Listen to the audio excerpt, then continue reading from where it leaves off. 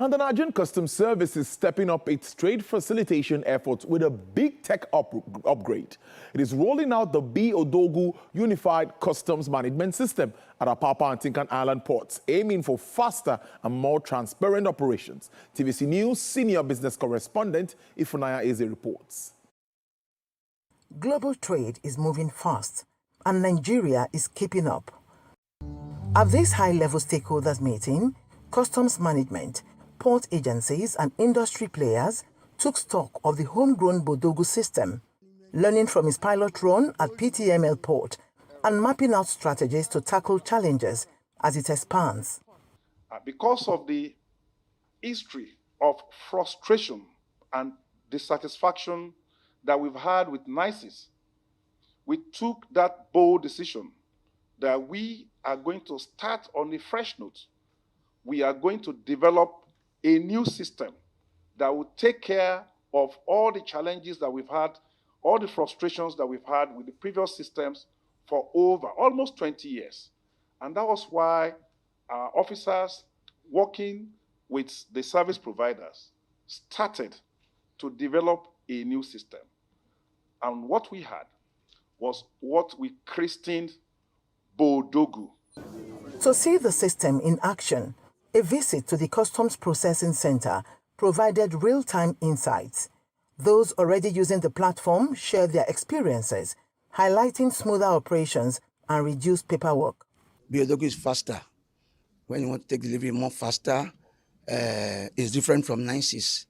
And if you look at when it comes to security aspect, it's our indigenous platform, which is going to be favorable for us if the customs can work as they started. We did not roll out with the integration of Form M and PA in PTML.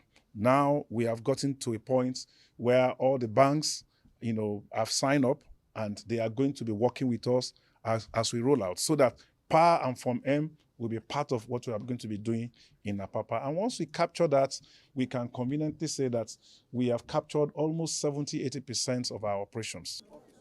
The Comptroller General of Customs says this is just the beginning. He emphasized that Bodogu is driving efficiency and making Nigeria's ports more competitive.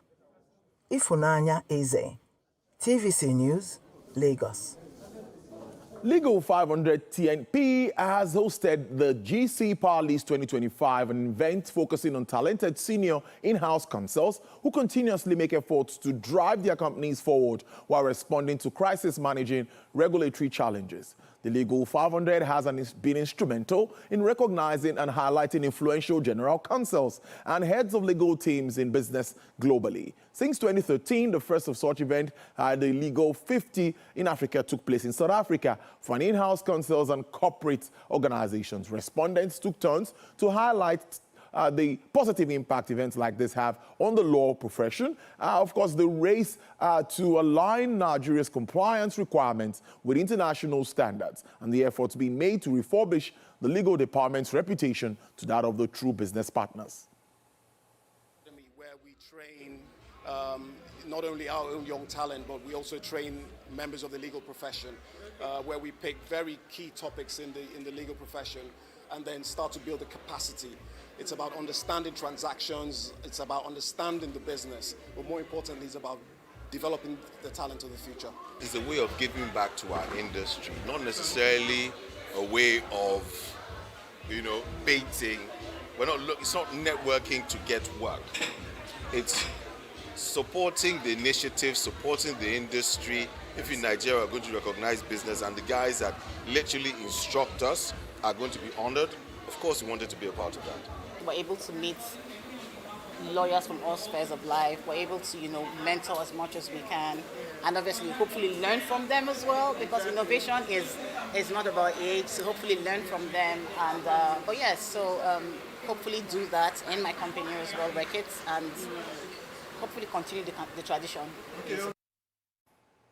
Well, the stock market has dropped weight in many sectors following the losses that various companies recorded. The index of the market showed weakness by 0.34%, stressing the losses that came to companies as many of them were down in sectors. The heaviest price losers was African Prudential Insurance with a 3.35% drop. Others that followed were Ikeja Hotels, First Bank Holdings, GT Holdings, and Access Holdings. The marginal price gainers included ETI, Ardell Holdings, O&O, John Holtz, and Len Africa. And let's go to the crude oil market now, where it edged up today as an upbeat manufacturing data from China, the world's biggest crude importer, led to renewed optimism for fuel demand, although uncertainty about the Ukraine peace deal and global economic growth from potential U.S. tariff loomed. A U.S. West Texas intermediate crude fell to sell for $69.40 per barrel, with a downward price margin of 0.52%.